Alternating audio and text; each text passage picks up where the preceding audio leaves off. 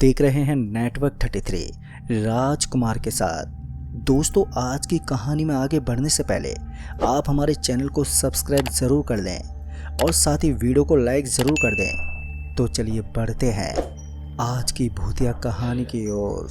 दोस्तों, मेरे एक करीबी दोस्त जुम्मन के भाई का एक भयानक रोड एक्सीडेंट में मौत हो गई और जुम्मन को अपने भाई के अंतिम संस्कार के लिए जाना था, पर जुम्मन का मालिक उसे एक भी दिन की छुट्टी देने को तैयार नहीं था।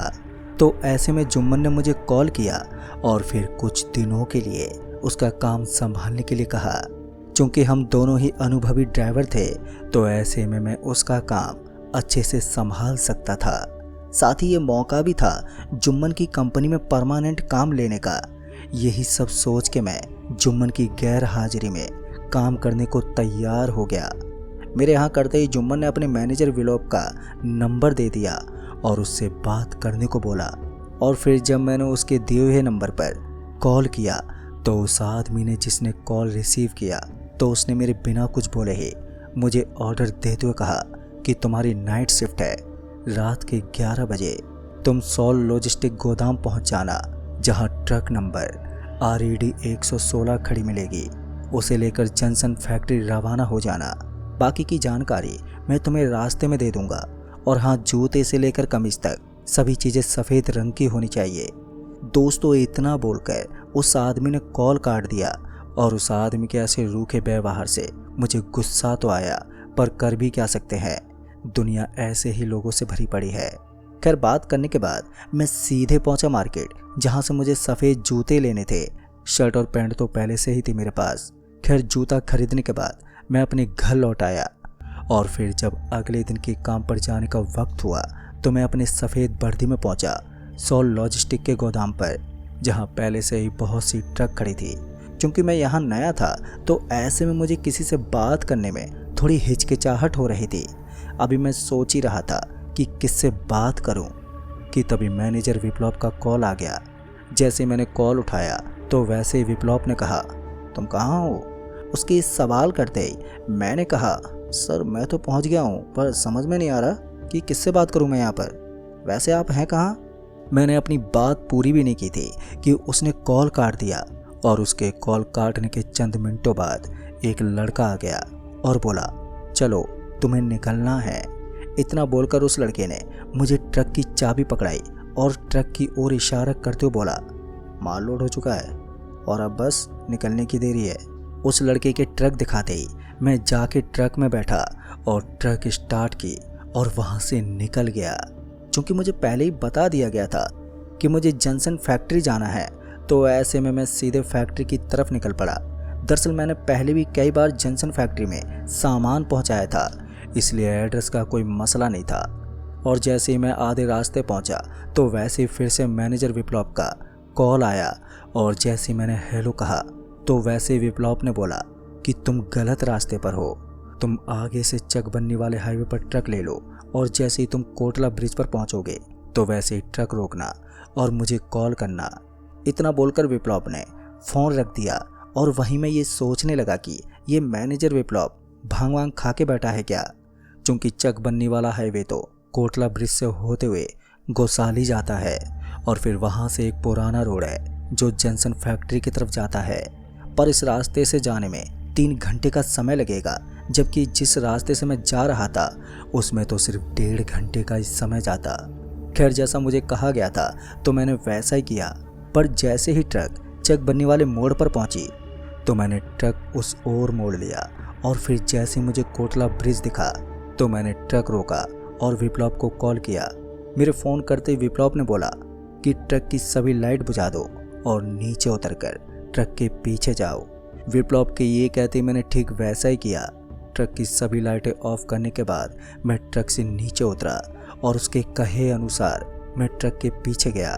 ट्रक के पीछे पहुंचते ही विप्लव, जो अभी भी फ़ोन पर ही था, तो उसने कहा कि ट्रक के पल्ले खोलो और देखकर बताओ कि अंदर क्या है।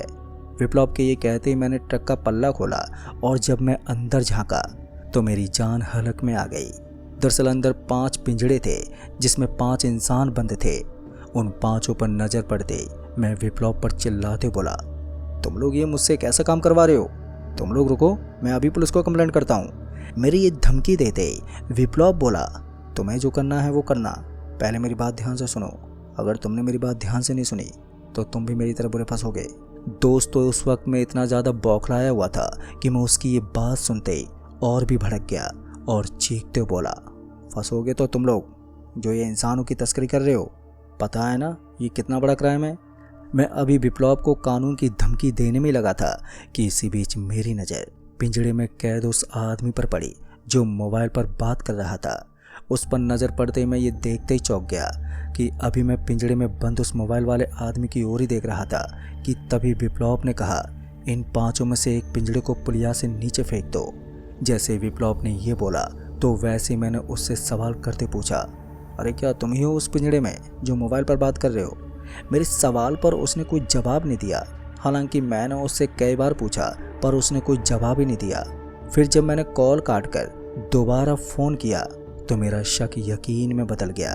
दरअसल मेरे दोबारा कॉल करते ही जैसे ही रिंग गई तो वैसे ही उस पिंजड़े में कैद मोबाइल बज उठा, जिससे ये साफ हो गया था कि वो ही विप्लव है। पर ऐसा कैसे हो सकता था? कुछ और सोचने के बाद मैंने फैसला किया कि मैं पुलिस को बुलाऊं, और जब मैंने पुलिस को कॉल किया तो कॉल लगा ही नहीं, क्योंकि वहाँ पर मोबाइल का नेटवर्क ही नहीं था। पर विप्लव वहीं ट्रक में उस पिंजड़े में था। उसका कॉल बार बार आ रहा था और वो भी नेटवर्क के बगैर। मुझे भी ये समझते देर नहीं लगी कि ये मामला मेरी सोच से काफ़ी पेचीदा है, इसलिए मैंने समझदारी बरतते हुए फ़ौरन ही वहाँ से निकलने का फैसला किया और उल्टे पैर वहाँ से भागा। और जब मैं फिर से चकबन्नी मोड़ पर पहुँचा तो वहाँ से मैंने एक दूसरी गाड़ी वाले से लिफ्ट ले ली। फिर जब मैं अपने घर पहुँचा तो सबसे पहले मैंने जुम्मन को कॉल किया, ये पूछने के लिए कि वो मुझे किस दलदल में धकेलना चाहता था। पर जब मेरी बात जुम्मन से हुई तो उसने उल्टे ही मुझे सुनाते हुए बोला कि मेरी वजह से उसकी नौकरी चली गई, क्योंकि मैंने उसके मैनेजर से बात ही नहीं की और ना ही काम पर गया। और फिर जब मैंने उसे अपनी आप बीती सुनाई तो उसने बोला कि जिस नंबर पर तूने कॉल किया था वो नंबर तो मैंने तुझे दिया ही नहीं था, ज़रा ध्यान से देख, तूने 86 की जगह 68 डायल किया है।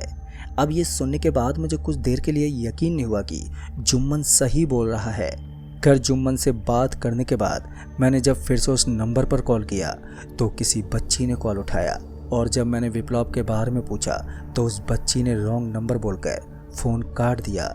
जिसके बाद मैं पहुंचा सॉल लॉजिस्टिक के गोदाम, जहां जाते ही मेरा दिमाग चकरा गया, क्योंकि वहां का गोदाम पूरी तरह से जर्जर हालत में था और सब कुछ बदल चुका था। यहाँ तक कि जो ट्रक खड़ी थी वो अब किसी कबाड़ का रूप ले चुकी थी। अब ये सब देखने के बाद मुझे खुद को समझाने में काफ़ी वक्त लग गया कि जो कुछ भी हुआ वो असल में क्या था, कोई सपना या एक ऐसा वक्त जो हमारी दुनिया का नहीं था। तो दोस्तों इस कहानी में बस इतना ही। कहानी पसंद आई हो तो वीडियो को लाइक ज़रूर कर दें। तो चलिए बढ़ते हैं आज की एक और भूतिया कहानी की ओर, जो कि असम से जुड़ी है। दोस्तों मेरा नाम सुनील है और मैं राजस्थान के एक छोटे से गांव का निवासी हूं, जहां रेत के टीलों और सूरज की तपिश ने मेरे जीवन को कठोर बना दिया था। साल 1996 की बात है ये, जब दिसंबर की सर्द रातों में मैं पहली बार असम की राजधानी दिसपुर की ओर जा रहा था। ये यात्रा मेरे लिए एक नई शुरुआत थी, एक नौकरी का अवसर जो मुझे मेरे गांव की तंगहाली से निकालकर शहर की चकाचौंध में ले जा सकता था। लेकिन दोस्तों उस रात उस ट्रेन में मेरे साथ कुछ ऐसा हुआ जिसने मेरी ज़िंदगी को हमेशा के लिए बदल दिया। ये कहानी उसी भयावह रात की है जब मैंने ना सिर्फ अपने सपनों को बल्कि अपना एक हाथ भी खो दिया था। जी हाँ, उस दिन मैंने अपने गांव से निकलते वक्त माँ का आशीर्वाद लिया था। उनकी आंखों में आंसुओं के साथ एक अनकही चिंता थी। मैंने उसे हल्के में लिया क्योंकि मेरे लिए ये यात्रा आशा की किरण थी।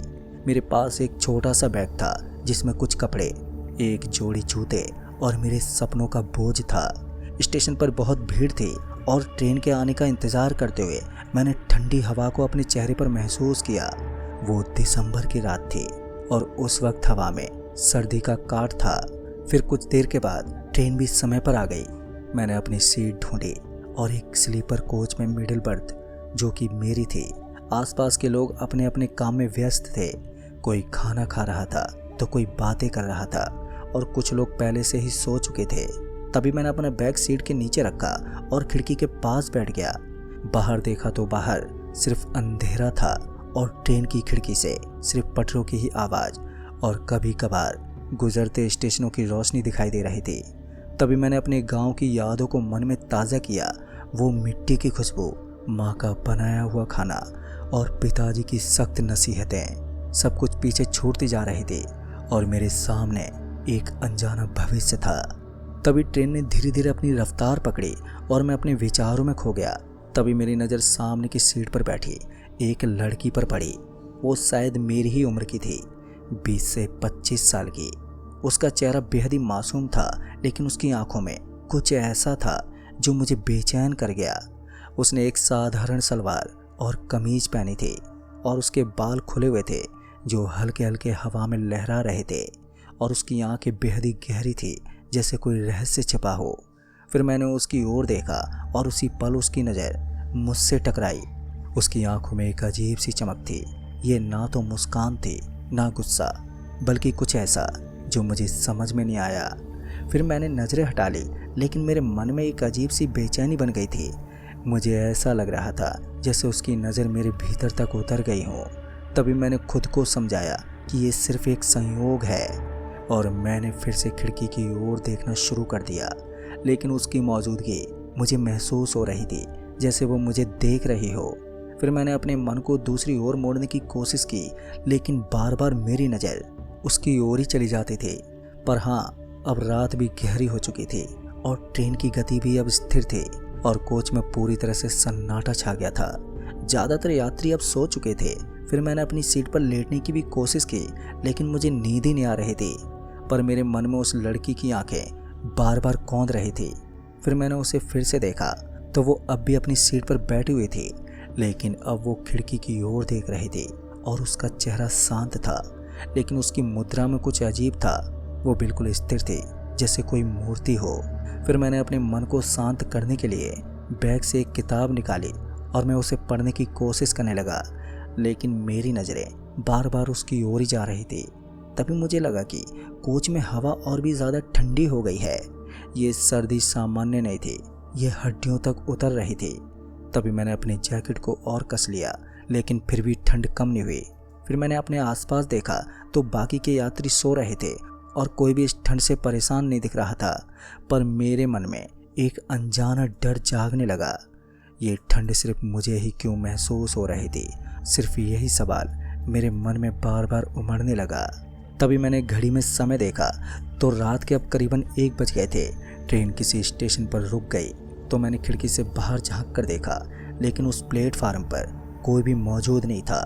सिर्फ एक पुराना लैंप पोस्ट था जिसकी रोशनी बेहद ही मध्यम थी। स्टेशन का नाम भी धुंधला था, जैसे उसे कोई पढ़ना ही नहीं चाहता हो। तभी मुझे लगा कि कोई मेरे पास से गुजरा है। मैंने पीछे पलट कर देखा, लेकिन वहाँ पर कोई नहीं था, जिसे देखते मेरे दिल की धड़कनें बहुत ही तेज हो गई। फिर मैंने खुद को समझाया कि शायद ही मेरी थकान थी, लेकिन तभी मुझे फिर से वही ठंड महसूस हुई और इस बार ये बहुत ही ज़्यादा तेज थी। फिर मैंने उस लड़की की ओर देखा तो वो अब भी खिड़की की ओर देख रही थी, लेकिन उसका चेहरा अब पीला लग रहा था। उसकी आंखें अब खिड़की की ओर नहीं बल्कि मेरी ओर थी, जिसे देखते ही मेरे शरीर में एक सिरहन सी दौड़ गई। फिर उसकी नज़रें अब और भी गहरी लगने लगी, जैसे वो मेरे भीतर कुछ ढूंढ रही हो। तभी मैंने नज़रें हटाने की कोशिश की, लेकिन मेरी आंखें उसकी आंखों से जैसे चिपक गई थी और मेरे माथे पर पसीना भी छलछलाने लगा था और फिर मेरे हाथ अब कँपकँपाने लगे थे।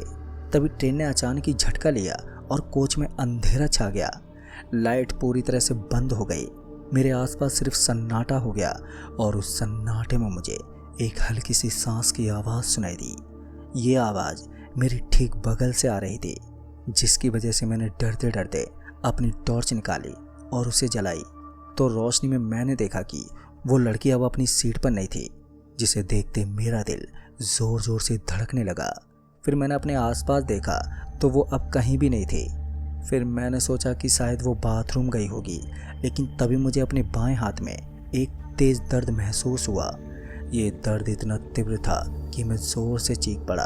फिर मैंने टॉर्च की रोशनी अपने हाथ पर डाली और फिर जो मैंने देखा उसने तो मेरे होश उड़ा दिए। कोहनी से नीचे खून से लथपथ था। लेकिन सबसे भयानक बात यह थी कि मेरा हाथ वहाँ था ही नहीं, अब वो गायब था। खून मेरी सीट पर टपक रहा था और मेरे शरीर में दर्द की लकीरें दौड़ रही थी। मैंने अपने हाथ को छूने की कोशिश की, लेकिन सिर्फ वहाँ पर हवा थी। फिर मैं दर्द और डर से चीखने लगा था। मेरी चीखने की आवाज़ से बाकी के यात्री भी जाग गए। कुछ लोग मेरी ओर दौड़े, लेकिन उनकी आंखों में भी दहशत थी। फिर मैंने उनसे मदद मांगी, लेकिन मेरी आवाज़ दर्द में डूब रही थी। फिर किसी ने टीटी को बुलाया और कुछ ही देर में ट्रेन भी रुक गई। पर मुझे नहीं मालूम कि वो लड़की कहाँ गई। वो कोच में कहीं नहीं थी। कुछ यात्रियों ने उसकी सीट की ओर देखा, लेकिन वहाँ सिर्फ उसका एक दुपट्टा था जो हवा में हल्के हल्के हिल रहा था। मुझे तुरंत ही अस्पताल ले जाया गया तो डॉक्टरों ने मेरे हाथ को बचाने की कोशिश की, लेकिन वो पहले ही कट चुका था। मुझे बाद में बताया गया कि मेरा हाथ किसी धारदार चीज़ से कटा था, लेकिन उस कोच में ऐसी कोई चीज़ ही नहीं मिली। अब मेरे मन में एक ही सवाल बार बार उठ रहा था कि वो लड़की कौन थी और उसकी नज़रों ने मुझ में ऐसा क्या देखा कि मेरे साथ ये हादसा हो गया। फिर मैंने उस रात की हर बात को बार बार याद किया, लेकिन मुझे जवाब ही नहीं मिला। दोस्तों, उस रात के बाद मैं दिसपुर नहीं गया और मैं अपने गांव लौट आया। लेकिन मेरी ज़िंदगी अब पहले जैसी नहीं थी, क्योंकि मेरा एक हाथ खो चुका था और मेरे मन में वो भयावह रात बार बार कौंधती रहती थी। फिर मैंने उस लड़की के बारे में जानने की बहुत कोशिश की, लेकिन मुझे कुछ भी मालूम ही नहीं चला।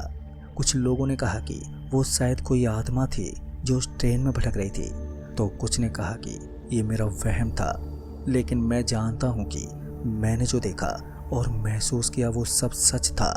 दोस्तों, मेरे गांव में लोग मेरी कहानी सुनकर डर जाते हैं। कुछ ने मुझे तांत्रिक के पास जाने की भी सलाह दी, लेकिन मैंने मना कर दिया। मैं उस रात को भूलना चाहता था, लेकिन वो मेरे साथ एक साए की तरह चिपक गई थी। फिर मैंने नौकरी की तलाश छोड़ दी और अपने ही गांव में एक छोटा मोटा काम करने लगा। लेकिन हर रात जब मैं सोने की कोशिश करता तो मुझे वही ठंड महसूस होती और वही गहरी आंखें मेरे सामने सपनों में आ जाती। लेकिन उस रात ने मुझे ना सिर्फ शारीरिक रूप से तोड़ा, बल्कि मेरे मन को भी एक अनजाने डर से भर दिया।